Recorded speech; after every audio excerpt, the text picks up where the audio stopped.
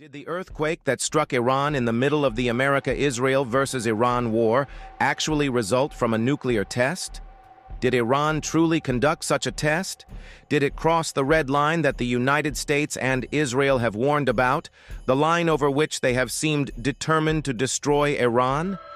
In the midst of this escalating conflict, lives have already been lost, tensions are high, and now a new fear has emerged. Could nuclear weapons enter this war? God forbid that such reports are true. One hopes these claims are entirely false. But when the earth trembled in Iran's barren deserts and the needle on the Richter scale suddenly jumped, the world saw what appeared to be just another earthquake. Yet in Tel Aviv and in Washington's war rooms, silence reportedly fell. The question there was not simply why an earthquake occurred. The real question was whether it was natural, or whether it was the echo of a nuclear explosion thousands of feet underground. Is it possible that Iran secretly conducted a nuclear test with assistance from North Korea, Russia, or China? A theory circulating globally suggests that if Iran is being pushed toward destruction, it may seek to take its enemies down with it. Some of Iran's supporters openly express this sentiment. In such an atmosphere, when news breaks of the earth shaking, suspicion spreads quickly. Was it coincidence, or something far more deliberate? Immediately afterward, reports emerged claiming that Iran's sprawling nuclear facilities had come under attack. Western voices insisted they had no intention of entering a broader West Asia war. Yet seismic data from Iran's Fars province drew attention from scientists worldwide. Experts reportedly noted that ordinary earthquakes typically produce gradual shaking, whereas nuclear detonations create sharp, sudden seismic signatures. This distinction sparked debate. What kind of tremor had occurred in Iran's desert? Are we moving closer to nuclear war?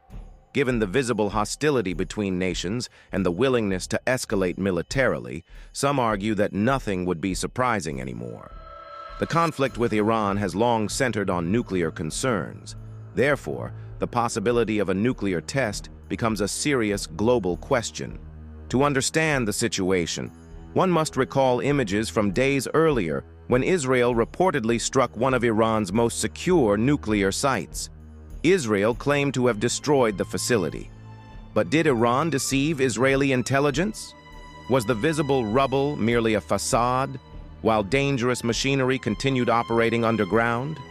Complicating matters further are reports claiming that Iran's supreme leader, Ali Khamenei, along with several commanders and even members of his family, had been killed. Historically, when a nation's top leadership is targeted, its military may respond with displays of force. If leadership has been eliminated, could Iran have attempted a final strategic move? A desperate act for existence? This raises fears of a third world war. The conflict is no longer seen as a bilateral fight, but as part of a broader geopolitical contest involving global powers. Without assistance from Russia or China, could Iran undertake such a bold step? Some analysts question whether Iran's drone and missile capabilities, reportedly challenging Israeli defense systems, indicate technological backing from major powers. Ukraine, Taiwan, and Iran represent flashpoints in different regions where U.S. influence is being tested. Could this fragmentation of American attention benefit Russia and China? If Iran were to successfully develop nuclear weapons, it would significantly shift global power balances. American military threats might lose credibility.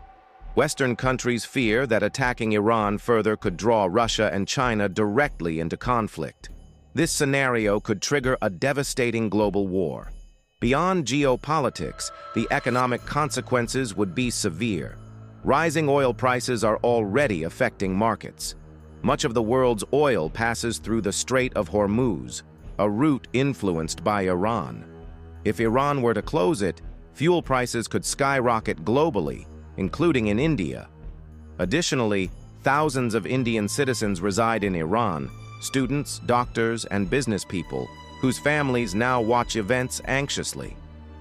Returning to the core question, was the earthquake natural or nuclear?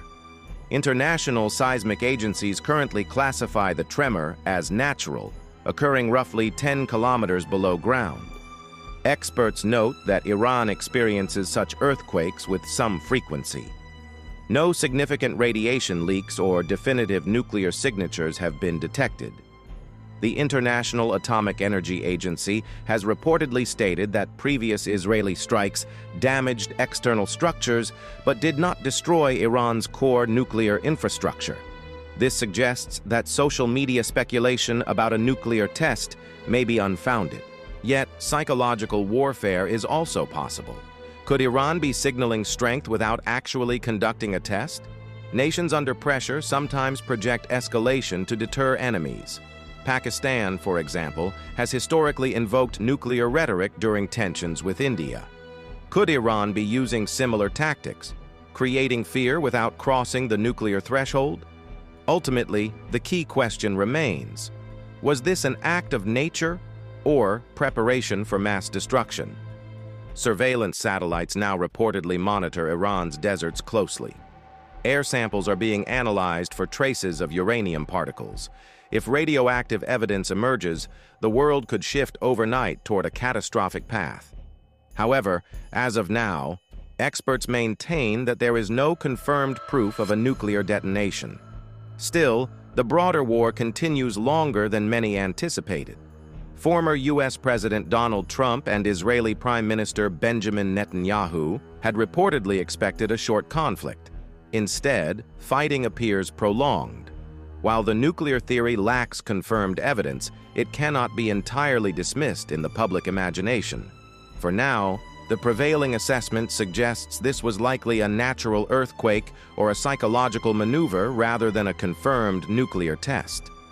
One can only hope that humanity steps back from the brink, that children remain safe, that escalation halts, and that this conflict ends before it engulfs the world. If war continues, its heat will be felt far beyond the battlefield.